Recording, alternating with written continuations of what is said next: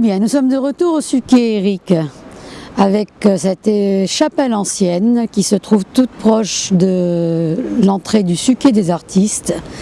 Et parle-nous un petit peu de cette chapelle, comment s'appelle-t-elle? Eh bien, la chapelle s'appelle Saint-Roch et en fait, elle a été construite suite à une grande épidémie de peste qui est arrivée par un bateau lévantin, c'est-à-dire c'est des chrétiens ou des Grecs d'Asie mineure, c'est-à-dire l'ancienne Turquie, qui sont venus des marchands sur la côte et ils ont amené cette peste terrible qui a ravagé toute la Provence Un beau cadeau. et notamment Marseille. Et donc on a construit cette chapelle. Évidemment, au fil du temps, elle a été brûlée, elle a été reconstruite. En 1720, il y a eu à nouveau une épidémie de peste. Mais c'est tout, parce que par chance, la région semble protégée. Il n'y a jamais eu d'épidémie de choléra comme en Italie. Et de mémoire d'homme, il n'y a rien eu. Donc nous avons une aura bénéfique. Oui, tout à fait. Et alors ce Suquet des Arts, c'est une idée absolument géniale du maire de Cannes, David Lisnard, qui a transformé une morgue.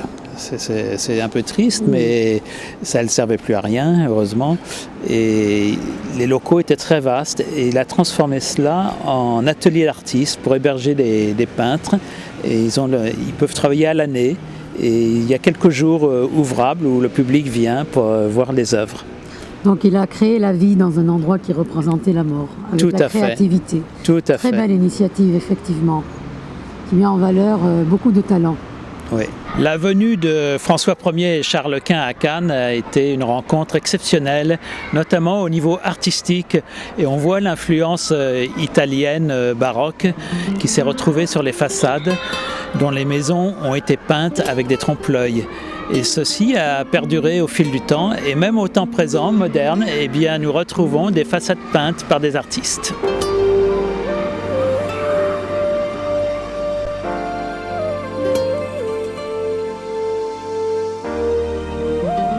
En 1422, le roi René d'Anjou, dit le bon roi René, comte de Provence, menant une cour littéraire, marie sa fille au roi de France Charles VII.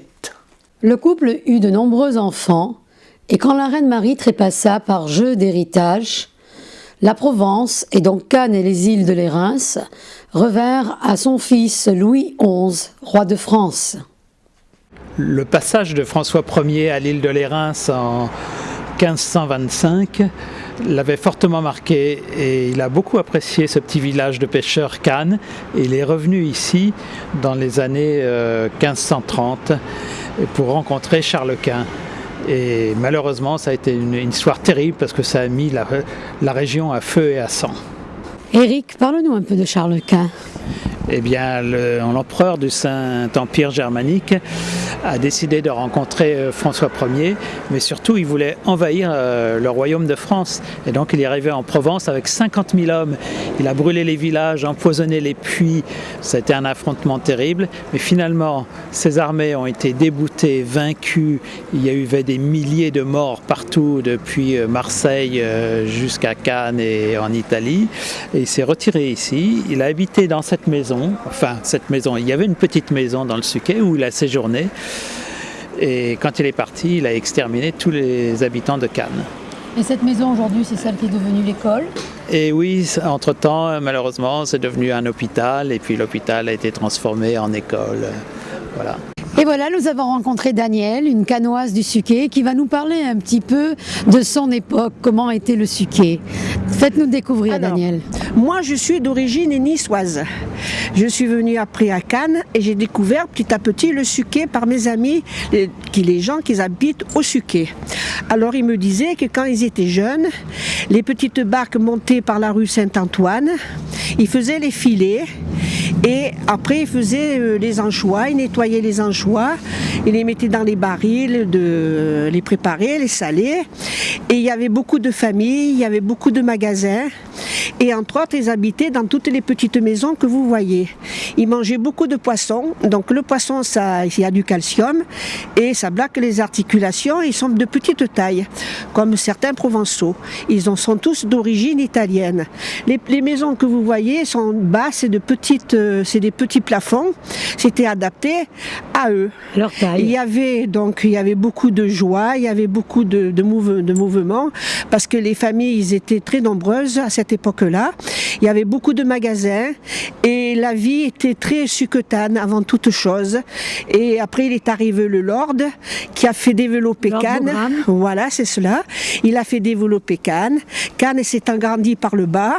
Et ensuite, nous avons plusieurs maires, des très bons maires qui ont encore fait beaucoup de choses. Donc, notre dernière maire qui s'appelle David Isnar, qui fait beaucoup de choses pour notre ville et qui va certainement nous faire apporter Cannes dans le monde entier. Voilà. Et voilà, nous nous trouvons à Boulevard Guinemer devant une maison qui a une jolie plaque au nom de François Ier. Qu'as-tu à nous dire sur cette jolie plaque, cette belle maison, Éric? Eh bien, ce quartier a été construit au XIXe siècle et on ressent tout à fait l'influence de la Renaissance et du Moyen-Âge sur Viollet-le-Duc, qui est venu ici construire quelques maisons et hôtels de luxe du temps de Napoléon III. Alors, je me trouve avec monsieur Christian Forville, dans le Suquet à Cannes. Parlez-nous un petit peu de votre métier, monsieur. Je suis restaurateur de meubles. Je mets en état tous les vieux meubles qu'on veut bien me confier. Notamment les meubles du musée. Et les meubles du musée, du Moulin Forville. Musée Victor Tuby. Et parlez-nous un petit peu de toutes ces serrures, ces clés. Quincaillerie qui date de 1943 et c'était la maison Fessy qui était installée au marché Forville et qui vendait ce genre d'articles autrefois. Et vous portez le nom de la région, Forville, le marché Forville. Hors les murs de la ville. Hors les murs de la ville, ça veut dire. Vous êtes un vrai canois alors. C'est ça. Donc en fait, la quincaillerie, là, elle se trouve là, avec les différentes serrures. Les numéros correspondent avec le tableau. Et si les gens ont besoin, ils viennent me voir au cas où. Et ces vieux tiroirs là aussi, ils ont ça, c'était des tiroirs de rangement qu'on trouvait aussi à la maison Fioupou autrefois quand il existait. Oui, c'était des tiroirs anciens en chêne. Voilà. En fait, quand j'ai repris le stock, c'était en carton. Et il a fallu que je mette tout dans des boîtes avec les numéros pour pas chercher parce que la quincaillerie c'est quand même tellement... Ah oui, ça c'est ma caisse. C'est une jolie caisse à outils avec des outils anciens.